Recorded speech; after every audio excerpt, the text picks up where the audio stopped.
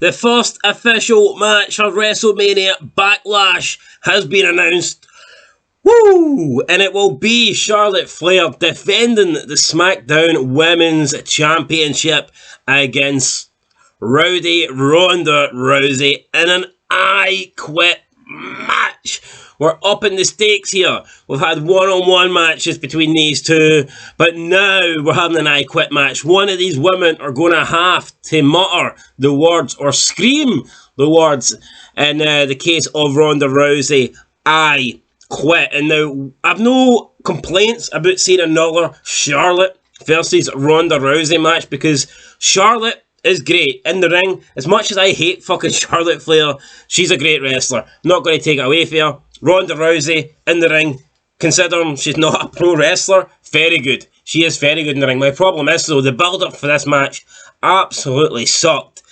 And I have no faith it will be better for WrestleMania Backlash. Now, I'm not a fan of Charlotte's promos. I think they're boring, but Ronda Rousey on the microphone has been terrible. And the whole build-up to WrestleMania, I mean, it was not good. She doesn't seem to understand that she's a face. She seems to have no real emotion. All she does is, like, spit words. All she does is scream dialogue, say dialogue. She doesn't deliver it properly. Her facial expressions aren't good. She's all over the place, you know, when it comes to cutting promos. And even already on the last episode of SmackDown there, she's coming out and she said, my mother always said, to be the best, you have to be able to beat your opponent. You have to be able to beat your opponent twice on your worst night. I couldn't beat Charlotte twice. I could only beat Charlotte once. Therefore, I didn't deserve to win. I mean, what?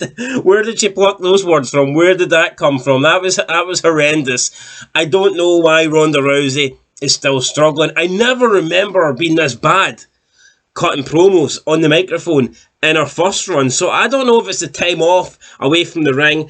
I think one way to fix this would be a manager. I mean, to me, that would make perfect sense. And I think if Paul Heyman wasn't with the Bloodline, he would be a perfect choice to be Ronda Rousey's manager. Now, I think the only complaint you could have against Ronda having a manager is that managers tend to be with heels. You know, to give a numbers advantage and to talk for a heel. Normally it'll be managers talking, you know, for a dominant, bigger, more physical heel that ain't got great mic skills. But Ronda Rousey doesn't exactly have great mic skills. So I think she does need a manager. Now, whether they can incorporate a manager into her, you know, run and keep her a face, I'm not too sure. Or whether they could turn her heel and give her a manager. But I doubt Paul Heyman will get involved while he was with Roman Reigns and the Bloodline. Who knows? What about Ric Flair, the Nature Boy? Woo! What if he returned and we had a heel turn and Ric Flair sided with Ronda Rousey? I know it's not going to happen, but I'm just throwing out ideas here. I think Ronda Rousey's stale, and she's only been back a while, but I mean, every time she picks up the microphone, probably the only person worse than Ronda Rousey on the mic is probably Liv Morgan or Ricochet. One of those two. But yeah, nah, she is bad. So again, WrestleMania Backlash, guys, it is official. It's going to be Charlotte Flair versus Ronda Rousey. And while I'm sure they'll have a good match, while I'm sure it could be the best out of the 3 matches that they've had, they've already had 2. I believe one was at Survivor Series, then they had the WrestleMania one. I mean, this I Quit one could be the best of the lot.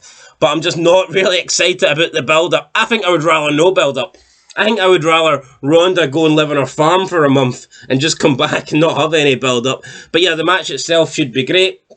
I think Ronda will win. I'd be shocked if Ronda lost twice in a row to Charlotte Flair. But you never know, guys. We're going to have to wait till WrestleMania Backlash to find out. Sunday, the 8th of May, 2022. I was impressed. WrestleMania pay-per-view, it was pleasantly surprising how good it was. I went into the show expecting it to be shit, and I was actually came out thinking, you know what, this show was pretty good.